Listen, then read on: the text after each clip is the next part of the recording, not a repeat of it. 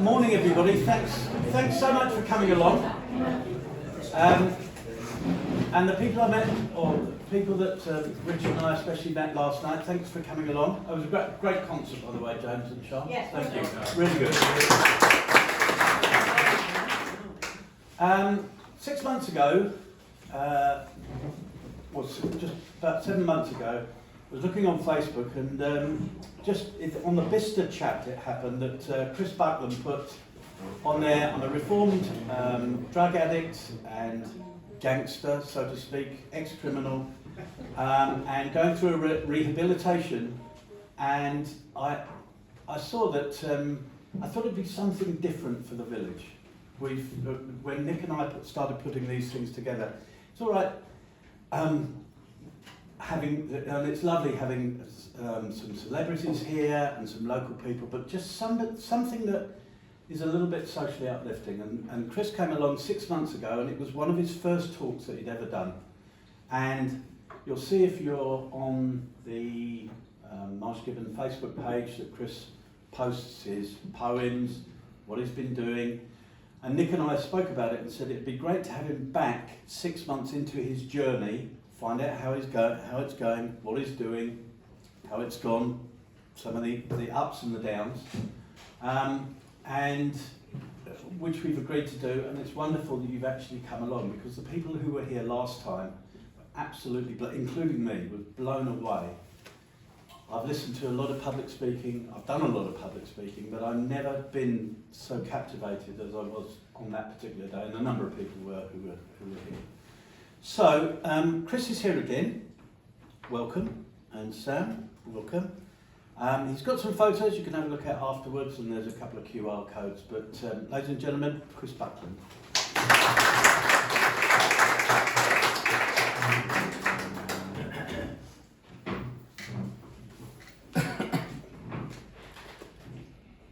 As I sit back in my pad, writing about my bad, sometimes I get sad thinking of the lad I used to be before I became me, before all the drugs and all those fucking mugs that turned me into a thug. The thug that people see to protect what will be. But that wasn't the real me, not many know he. He was the guy that would drop his own shit just to get you up and out of the depressed pit. If you need to talk, he'll come and sit. He gives great advice, but he can't accept it. He can't help himself through his daily battles, but he won't let it show, so he keeps them all rattled. Rattled so hard that they talk back at him, to the point he tried to end it all, and not just on a whim. This thug meant it and wrote out some long letters, but his friends came and sat with him and made him feel better. They sat there for hours, filling him with powers to continue for just a few more hours. The hours turned to days, though it was still a constant struggle, building a new life again and making a new bubble. The bubble's going well, but he knows this old curse. In a year or two, it'll be the same old curse. It's the curse he kept since birth that put his life in a hearse, messed it all up and felt all the hurt. Not just for him, but for everybody near. But they kept saying, don't worry, we still love you, dear. But he can't keep doing this over again. Damn, that curse was a drain. A few years ago, he even tried to kill his own dad. The guy that will do anything for you, the thug, the lad. My name's Chris, and amongst many other things, I am a recovering drug addict and a reformed criminal. Now, I say amongst many other things because I don't identify as just a recovering drug addict. A lot of people get pulled into that, and they'll tell everybody. I tell people, if people ask, I will mention that. But there was a time in my life that all I identified was a drug addict. I got up in the morning, I look in the mirror, if I bring myself to look in the mirror, and I saw something I didn't want to see, something I didn't like, but I didn't know how to change that. And I literally just thought I was going to die like that. I thought I was going to overdose in bed one night, in a ditch, on a sofa, in a crack house, or be stabbed or shot on the street while we were selling drugs in a gang, which nearly happened several times, to be honest. I'm not going to talk about the past too much. A lot of people that were here last time know about that, but I will go through some of my background. So I was brought up by some fantastic, loving parents. Actually, I've got two brothers. I'm the middle one, which probably says a lot about the troubles that I've given myself, because I was a pain in the arse since I was a kid. And going through school, I never really felt that I fitted in. I always wanted to be the one with the reputation, one of the cool kids, or what was perceived, what I perceived to be as a cool kid. I mean, looking back, there was nothing cool about what I did. I started smoking weed when I was 14, 15. Took to that very quickly, and my studies showed I was always quite a bright young man, but I didn't have the confidence to do it. I'd never done an ounce of homework, and I scraped through my GCSEs with all C's. If I'd have tried, I don't know, maybe life would have been different, but it wasn't. So here we are sat now. I started drinking when, in fact, my last day of school, I was pissed. Excuse my language. I was very drunk. I snuck some bottles of. I think we'd been on like a skiing trip with the school, and we'd all stole loads of alcohol in Italy, and we smuggled it back on the bus or the coach to Italy, like 25 hours here. And I saved it for the last day of school, and that went down with a bit of a bang. Stumbling around classrooms and sneaking off to the toilet to have a quick shot of vodka. But I started to get noticed. I was drinking in pubs a bit more at that age. I was 16, so you could get away with it a bit more then. And I was getting noticed that I had a temper and I could fight. I'd been suspended for school for fighting a few times. Sort of higher up villains, if you like, started getting me around them. I can see it now I look back. You know, I guess what would they call it now? You know, I was not groomed. I guess maybe I was into that kind of life. You know, I was handy with my fists. I didn't mind giving somebody a slap if I'd had a drink, or if I hadn't had a drink, to be honest. So I was around these higher up people then. So cocaine came into play. That kind of lifestyle that you see in films and that, going to clubs. You know, a few of my mates owned clubs. We'd buy drugs, we'd take drugs, we'd sell drugs, we'd hurt people that didn't pay for drugs. We'd collect money that was owed on certain debts and bits and bobs like that over the years. I went away to Devon. I was just talking about this morning actually, for a little lad's getaway down to Cornwall it was. And I got arrested for the first time in my life. I got arrested for attempt to wound discharging a firearm. So that's, you know, we weren't mucking about. There was some serious stuff going on there. And that kind of led through my life, drinking, sniffing cocaine, and hanging around with what I thought were the right people, but were actually, you know, obviously the wrong people. Eventually, a few big things happened in my life. My daughter, she was taken away from me, so I was in an abusive relationship with her mum. I was a big guy then, you know, and I had a reputation, but to get home and to be hit every few days or beaten up for no reason, I open the door and I get a face full of fists, and obviously not being able to fight back, and then getting blamed for it and being arrested for it because I'm the man and because I've got a criminal record. It really put me in a bad place. So we eventually split up, and she denied access to my daughter. She even put father unknown on the birth certificate. Since then, I found out last year while I was in rehab, my daughter's actually been adopted by her new dad, her mum's new partner. So I know she's safe, she's happy, that's cool. So that kind of triggered off me drinking and sniffing more coke to drown my sorrows out. That's what you do, isn't it? You go down, you drown your sorrows, and it'll all be better tomorrow. It's not, it's even worse tomorrow, so I'll drink again. And that pattern followed on. There was another young girl, who I mentioned before when I was here, that I looked at as a daughter. She lost her mum, and she committed suicide when she was 21. So that was kind of the catalyst to throw me into like a real bad depression. I was in a real bad place. I was drinking, sniffing. Then my birthday came up one year, some years ago now, probably 7 or 8 years ago. And me being the clever man that I am, decided to look up how to make crack cocaine online. And it's easy to find out how to do it. It's even easier to make, unfortunately. And within a couple of weeks, I was selling drugs again at the time. So within a couple of weeks, I'd washed up, as they call it, washed up all of my cocaine and made crack out of it, smoked it all, and spent a good few £1,000s that I'd had stashed away. within 2 weeks I had pretty much nothing left, no business, no money, nowhere. I had a home. The crack took hold of me really quickly, as it does very, very quickly.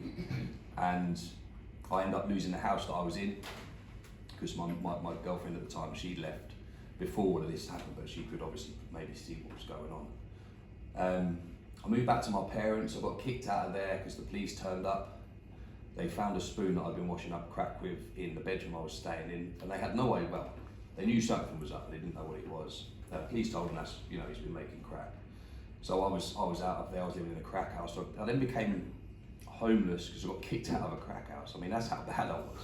I actually got kicked out of a crack house. And I was living under a scaffolding. I started to smoke heroin because, just a bit of like information really, that heroin and crack go together. Someone sells one, they'll sell the other. Because crack will bring you right up to the point where you're actually, I mean, I was psychotic in the end, I smoked that much of it, but the heroin will bring you back down, it helps you go to sleep. So to save spending too much money on one, you then smoke the other, brings you back down, makes you go to sleep. So if you do notice anyone around whose patterns of behaviour are doing that, that could potentially be wise, just be mindful of that. But I'm not here to talk about that too much and a wiser way forward of how all that works. But yeah, so I was homeless. I went to prison, so about 3.5 years ago. It's my second time in prison. First time was about 15 years ago for a conspiracy to defraud the DVLA. The Sun newspaper put it down as the biggest DVLA fraud of its time. Now again, I'm not saying that to brag to anybody, that's just, I was involved with serious people we were doing. I wasn't just going out and earning 20 quid here and there, I was earning £1,000 a day. That's what I liked. I liked the money, I liked the lifestyle. I thought I liked the money and the lifestyle.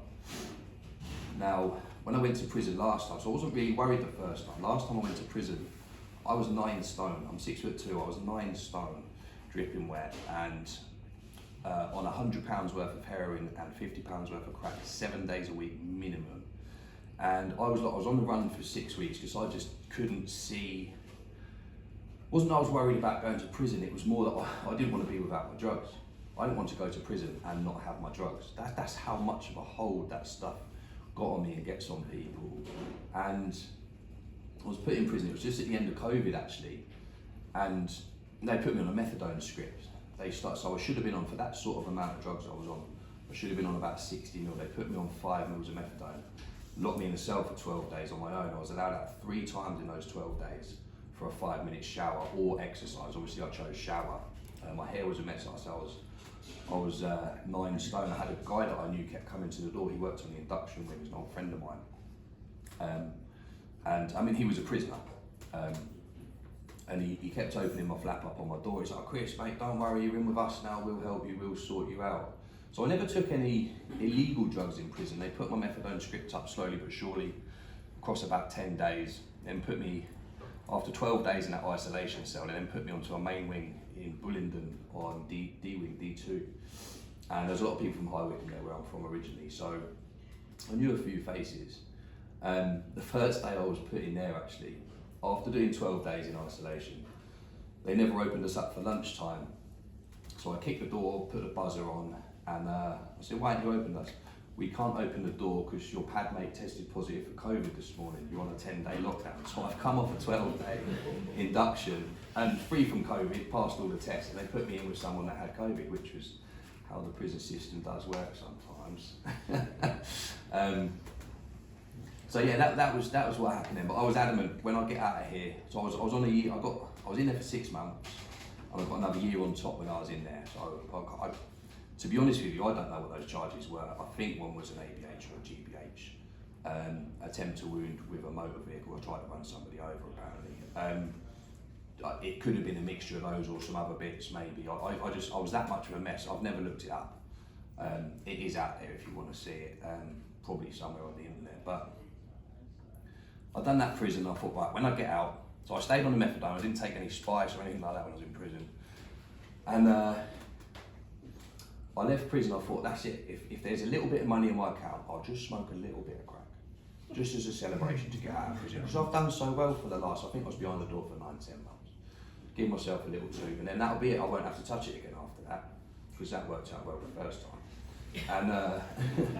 And so yeah, I got out, and somehow the benefits had messed up when I was in prison, because it was something to do with the housing bit. I've still never worked it out, and I don't like to tell anyone because I'm going to take the money back off it. But I got out of prison, there was £4,000 in my bank account. Now, before I went into prison, I was stealing sandwiches to eat. That's how little money I had. So I've come out to £4,000. 2 weeks later, that was all gone.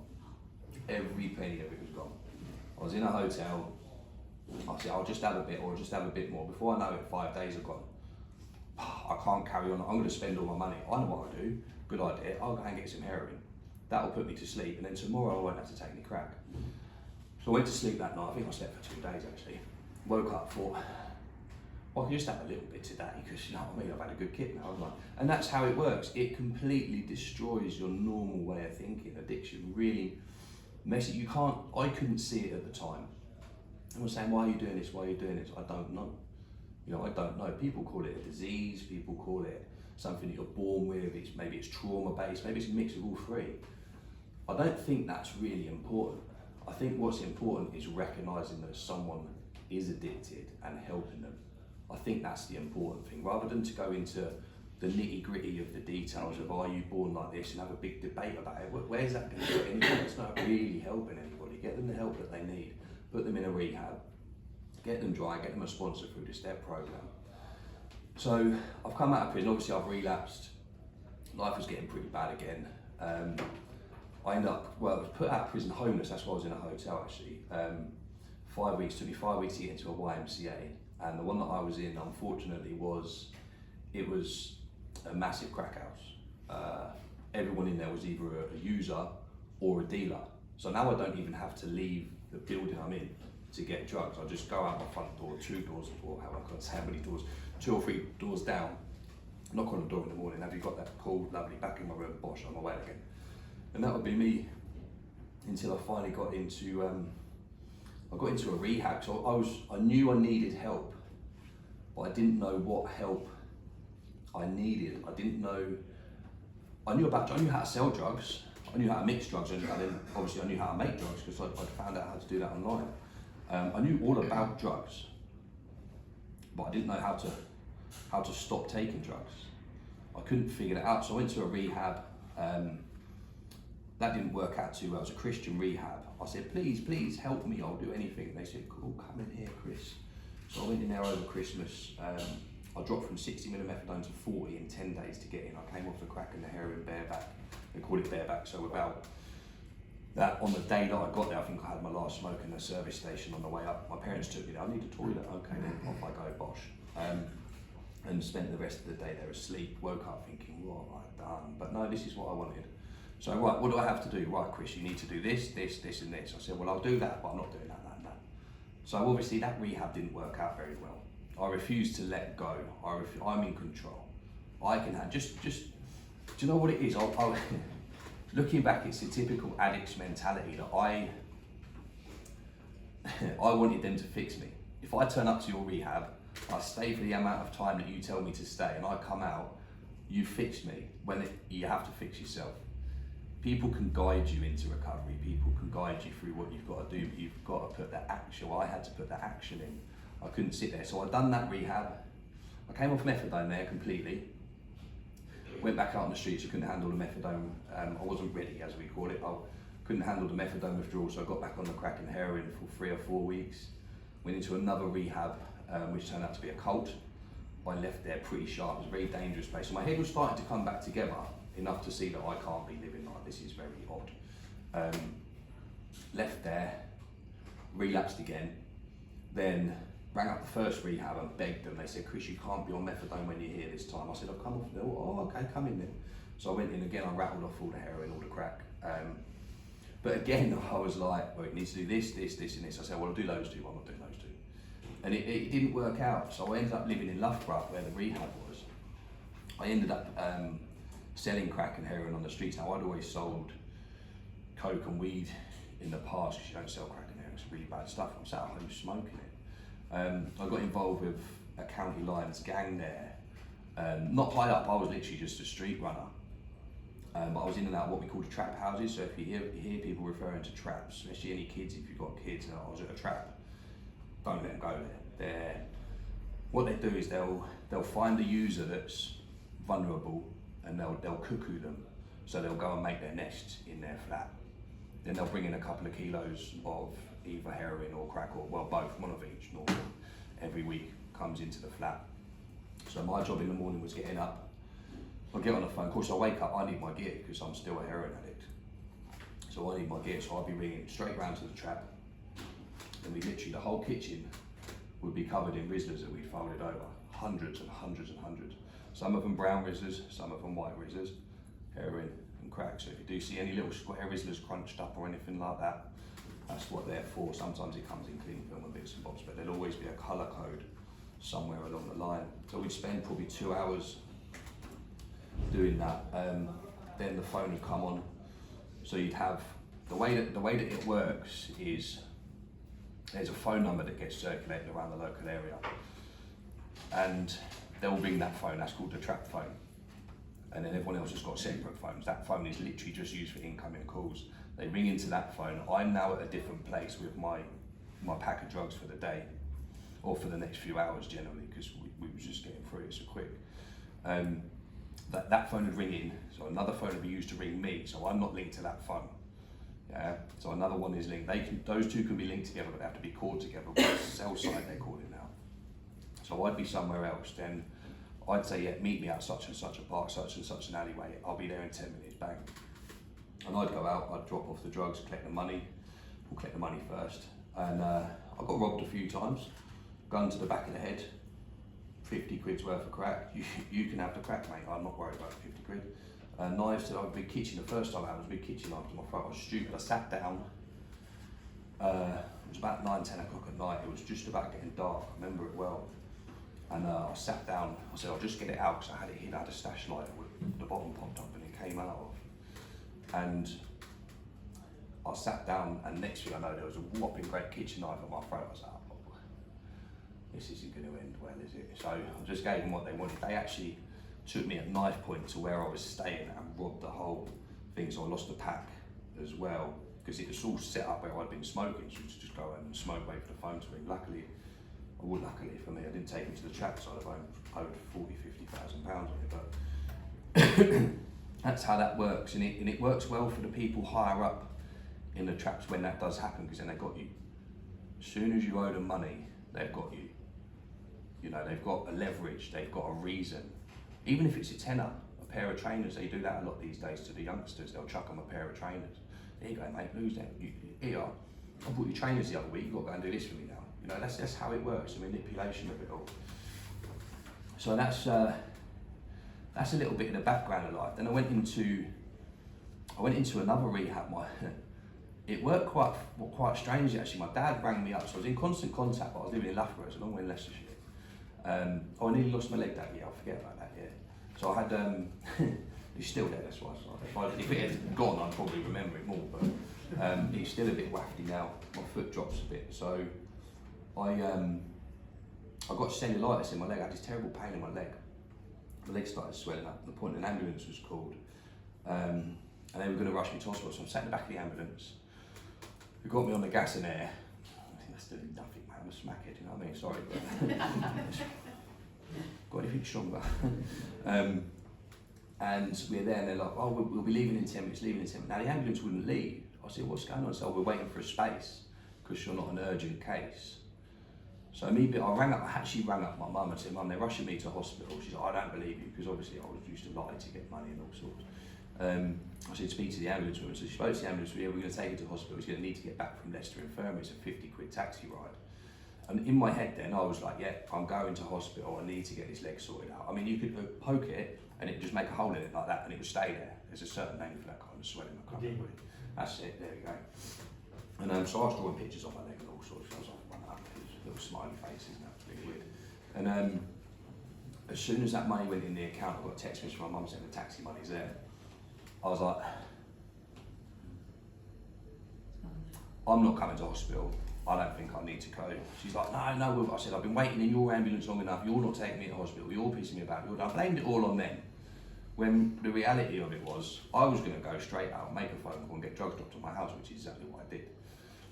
Another week later, my legs got worse, and I actually did go to hospital this time. I was in agony. I was put on an immobility ward for 8 days.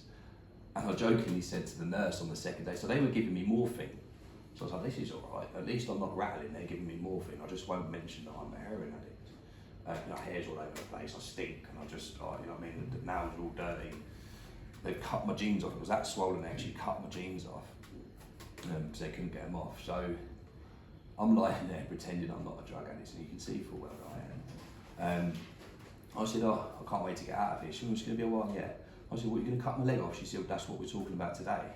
Okay, that's worrying. That's kind of a bit more of a situation than I thought. I had a bit of a swelled leg because just wasn't thinking things through properly at the time. You know, I was off my nut, literally off my nut. I was borderline psychotic, and I'd fall into psychosis quite a lot while I was smoking. So yeah, I managed 8 days in hospital. There was intravenous antibiotics, and the things kept falling out just because I was so malnourished, I think. But 3 days in, they stopped my morphine.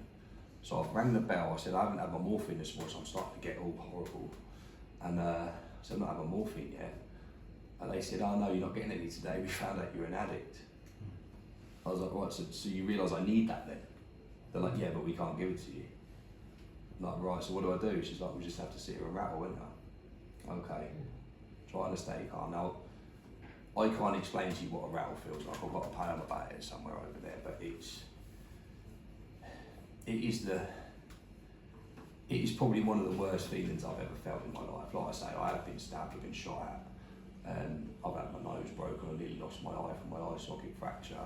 I've had the back of my head split open with people putting their fingers in it after. Doctors, that hurt even more than the split did, to be honest. I don't know why they did that. See if there was a brain in there anywhere, but turns out there wasn't. It is a pure, they call it irritable, restless and discontent, times that by 1,000 hits. The whole body screams at you, your mind is screaming at you, take drugs, you're in agony, you're cramping up. You know, most of the time, heroin addicts, I haven't been to the toilet for probably 6 or 7 days, so I've got all that going on inside as well. So I'm like, oh, I need to do something about this. It's the fear of that coming on is what drives people to use drugs when they get up in the morning, because they know if they wait an hour or two, that's what's going to happen. So you take your medication. With the leg the way it was, if I put it out of the bed and down, you could literally watch it swell up because it was filling up with so much fluid, and it was painful. I mean, very, very painful. And so I did that. I asked, can you get me a wheelchair? And I was expecting this great racing thing. I put my things, had these big wheels, and I could fly around the hospital, and it had those tiny little wheels on it. And it's just like bosh, like plywood. Oh, come on, what are you doing? Oh, it's not going to be very nice. So I got in there, what are you doing? So I'm going for a smoke, for a fag downstairs. We can't wheel you out there. So I got the crutches that they gave me, and I was pushing myself around the hospital like this, to the lifts, down three stories down the lift, out to the front, getting in a taxi, going back to Loughborough, because I didn't know any dealers in Leicestershire, because I was at the Royal Infirmary, buying a load of drugs, then going back to the hospital in the taxi. It was like £50 each way. So I was managing to get my parents to send me, I need to eat today, 150 quid, we having lobster every day in Oxford, you know what I mean? And somehow I was managing to get to send me the money. I think I'd had some money come in as well from maybe the Dole or the Universal Credit, whatever it was. Back to the hospital, back into a wheelchair, wheel myself to the lift, get up the lift, get back in and go. And when you go in hospital, you've got a counter in each ward, haven't you, with a nurse behind it, and they say, where you been? I was just out having a fag, well, for 3 hours. You know what I mean, am I trying to kid? Then I go to the toilet in the hospital, smoke that bosh, I'll be all right for the day. All right for the day. So that's how I nearly lost my leg. So I went into a rehab centre called Yeovil Manor on the 27th of November 2023. That night, I didn't realise, so the rehabs that I've been in before, you can turn up, you can rattle while you're there, you just come off the gear. And that's that. I didn't realise you had to be clean to get in there until the week before. There's no way I was going to get off all of that drugs a week before. So I've turned up, I got my mate to piss in a glove, kept the glove down here, so when I'd done the piss test, I just popped the glove open, weed in the pot, and tested positive for cocaine. So obviously my power had been on, on the coke without telling me. But they said, no, it's fine, you know, that stays in your system for a while, we're not too worried. It's only if it was sort of heroin, benzodiazepam, anything like that. So I'm like, cool, that's brilliant. Slept there that night, got up the next day, and I was in a bad way. I was probably the worst rattle I'd had. Each time you come off heroin, the next time you come off, it's even worse. I don't know how it works, but your body, every rattle I had was worse than the previous one. It wasn't just I mean, it really was. It was really bad. So I was there, and they could see I was grey. People look at me, you all right? Yeah, I'm fine, mate. Do you know what I mean? All grey, sweat coming out of me. They're like, right, we need you to take another drug test. I said, I faked the one yesterday. I said, there's no point you doing it. I said, I faked it. Right, that's it, you can't be here. So I'm like, that's it. This was my last chance with my parents, my last chance. Anyway, throughout that, the rehab were really good. They found a detox centre for me to go to in Liverpool. It was a 5.5 hour journey from Reading. So I got kicked out essentially from there, went to a hotel, got some drugs, because the rehab actually said, send him money for drugs or he will die tonight. Because like detoxing too quick, your body goes down, I think it's toxic shock from heroin. So I managed to get that, had a smoke in the hotel, as I used to say. Then a car picked me up and took me to the detox centre in Liverpool. And I knew my parents don't have money. We're not wealthy people. It cost a lot of money to go there. And I thought, if they've done this for me, then the least I can do is just go, do you know what? I can't do this anymore. I can't live the way I've lived anymore. I had to completely bow down and go, whatever you ask me to do, I will do. And I did. So I went in there, they put me on 12 ml Subutex, and there was, I was just checking if I got that right, I'm going to read that one. Yeah, so I detoxed in there over four weeks, sent back down to the rehab, smashed the program, done absolutely everything that they asked me to, and suddenly life was getting better. Hang on a minute, so I'm doing what you're telling me to do because you're trained and you know, and that's your job, and my life's getting better like you said it would. So I kind of figured that one out then. So I'm getting sober now, I'm about a month clean, things are looking good, I'm back down to the rehab. They've tested me again, they said, Chris, you're on benzodiazepam. I said, no, I haven't taken anything apart from what they prescribed. They said, that's all right. It takes 28 days to get out of your system, they probably give it you in a rehab. I said, no, they've given me, I've got a prescription for it. There's a load of tablets in my stuff. They went, that's going to be a problem. So they then sent me back the next day. So I just come down to Liverpool, 5.5 hours, slept there the night, and they sent me back to the detox centre the next day, free of charge. The detox centre admitted liability, because they put me on another addictive substance to get me off the other one. So they just, but by that point I was like, do you know what it is? A month or two before that, I'd gone, you don't know what you're talking about. You haven't got a clue what you're doing. You've got no idea about this, right? And I'd have used that as an excuse to go and use, but I was already at the point going, do you know what? A little trip back to Liverpool, if that's what I've got to do, that's what I've got to do. I was willing to go to any cost, and that's what I have to do in recovery every day. Every day I get up, and it sounds like a chore, but it's not, I love it. I love every minute of it. I get up in the morning now. So I've done the rehab program. That was 24 weeks. I took an extra 24 weeks. I think I was still there when I came here last time. I completed that December the 12th last year. And I went to the council because there were no move-on houses for me. I speak my mind. I say what I think. If I see something that's not right or I don't understand, because my autism, I just go, what's that? Why is this? Surely it's meant to be like that. Like you said the other day. So I do pick stuff up like that. And I think they found me too much of a house. There's no move-on houses for you, you're out your own. All right, cool. Go to the council, they'll house you. You've been living here for a year. You've just been for a rehab program. You're doing really well. In that respect, council, there's nothing we can do for you. What?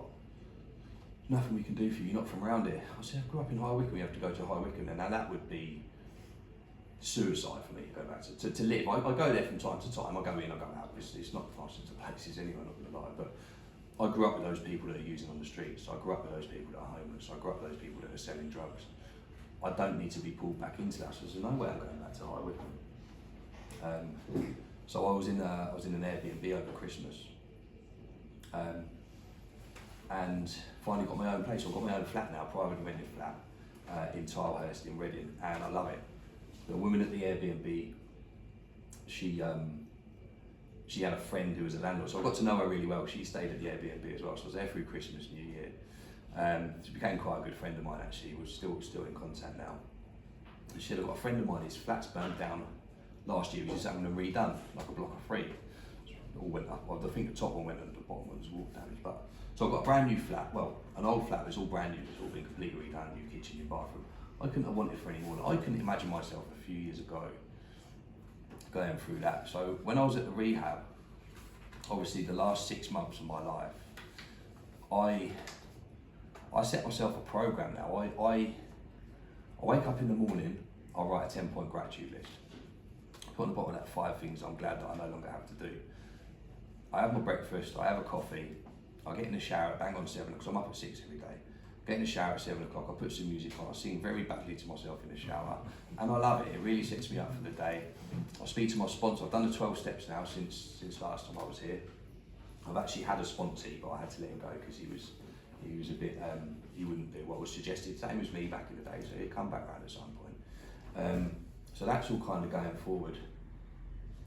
The poetry where Jonathan originally saw me on my Facebook profile, that's gone really well. I've got like 10,000 followers on Facebook now. There's 10,000 people out there on Facebook that like listening to what I have to say. I used to live under a scaffold and hide from people because I didn't want them to see me. I couldn't even look at myself in the mirror. So that's like, to me, it's really weird.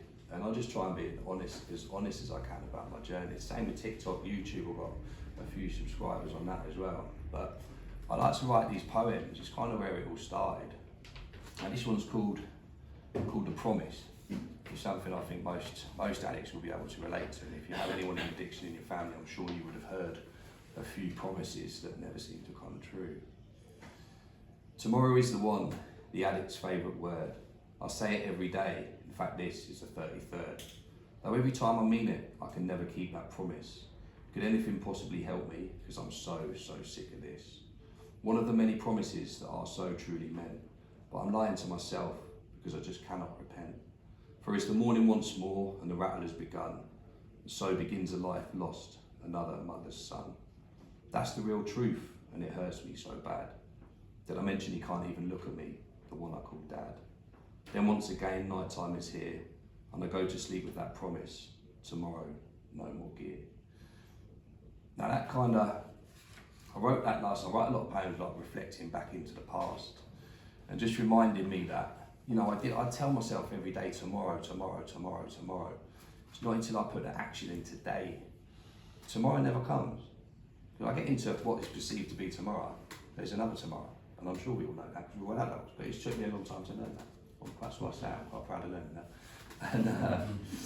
And it's mental, I've learned this, sorry, it's crazy. I've learned to be, in the last year, I've learned how to be an adult, I like going to the shops and buying my food, because the only time I go in a shop before was to steal, and then I'd have to find someone to sell that food to. Then I'd have to get the money and go and find a dealer, and then that was my life. Now I go in the shop and I choose what I want to eat, which is normally chicken and wraps and broccoli, to be fair. It doesn't go down well with everybody, but I quite like it. I like doing chores, I like doing my washing, I like cleaning my flat, because I'm so grateful to have all of these things in my life now. I enjoy life, I see it through different eyes, and I can't ever see myself, we're not supposed to say this is an addict in recovery, I can't ever see myself going back to the life of crime that I lived once. I've achieved more in this last 6 months. Now I'm 15 months and 22 days clean today. Thank you.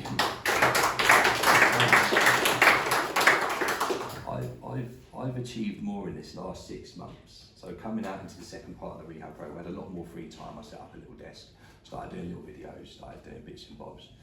And these talks, Jonathan invited me here, this was the first one that I did, and it kind of got me thinking that, you know, I can go forward and do this. So I'm now in touch with there's someone in one of the councils, I'm not going to mention too many names, so I've actually got 2 or 3 councils in the London Borough that I talk to, their community liaison officers, about me going into schools and prisons through the travel fund, which is over there. If anyone wants to donate to that, please do, because it pays to do all of this and to visit schools and to talk to the kids, to get the message out there and to help people in recovery. So I'll go over that in a little while. So I've got that running.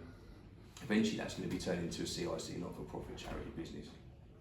That's a little project that I can, when I move on away from sort of doing this for the next couple of years, I've said my message, I've done my piece. I'll go on to do, I know, whatever I feel I'm being willed to do by God. I do have God in my life. I do believe in God, and I do follow what I believe He tells me to do as much as I can. That way I can stay on the right path. And so that's going well. I was in a prison, 5, 6, 7 weeks ago in HMP Coldenley, but that wasn't for that. That was for, there's a charity called the Forward Trust. They've actually made me an ambassador now, so I'm an ambassador of a charity.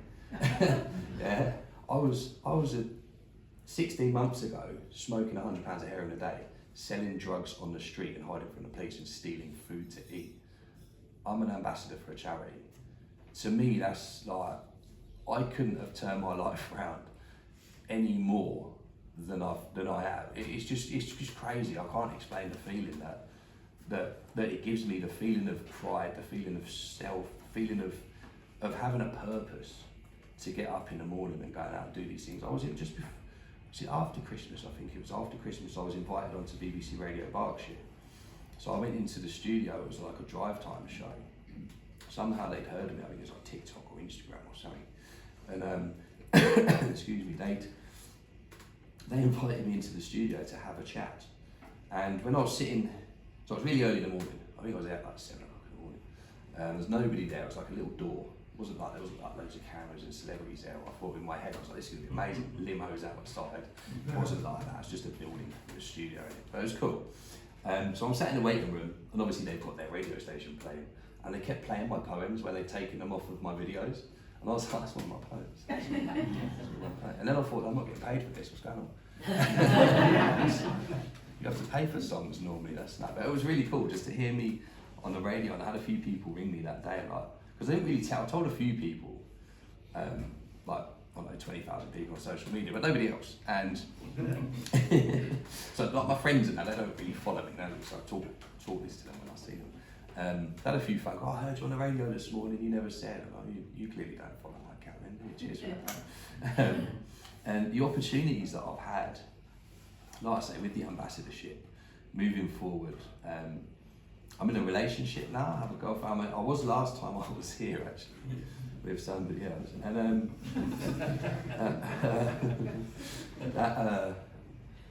again, in recovery, I've got to be very mindful about everything I do. So that was my first relationship for years. And we were only together for a couple of months, and I started seeing, my counsellor said to me, Chris, you've been through an abusive relationship before. I think the statistic was you're 90% more likely to get back into an abusive relationship without realising that you'll just attract that kind of person, subconsciously. Now, I didn't know that. I thought once bit, twice shy and all that, once punched and you're not going to do it again. Do you know what I mean? And I could see red, because he warned me about it. I could see red flags. I observe people's patterns of behaviour. I have to see what people are doing around me to keep myself away from bad things, bad habits, bad behaviours. Now, it was seemingly going well, but there was too many red flags popped up, and I just went one day, I just went, you know what, I'm done with this. And I was in a very hard decision to make, because early recovery, so I was like, 9 months in, or roughly that. Got into a relationship, I've done it, I've beaten addiction, I'm moving out of this rehab in a couple of months, I've got a girlfriend, life's going to be good, we're going to live together, we'll get a puppy, do you know what I mean, go on holiday, all that sort of stuff. There's my head as an addict, plans that far ahead, you know, and then when we're 65 we can retire, it'll be great. I had to make a choice there and then that day and go, do you know what, this is too much, I've got to get away from that. So, like I say, I'm back in a relationship now with someone I really do love her. It's completely different. I don't know if you guess who it is. And it's going really well. There's no red flags or anything like that, so I just wanted to say that, not just so you know. But it's the mindfulness of, in recovery, I'm great today. I am really good today, and today's all that counts. Today's what matters to me. Today, I might not get it tomorrow. I've nearly overdosed so many times. I might not get tomorrow. So since I've been here last, seven more of my friends have died in the last 6 months. That's on top of the 20-something that had already passed away before I was here last time. If I get this wrong, I'm dead. If I go out and use again, the first use could kill me. And I certainly, to be honest with you, don't want to live like that anymore.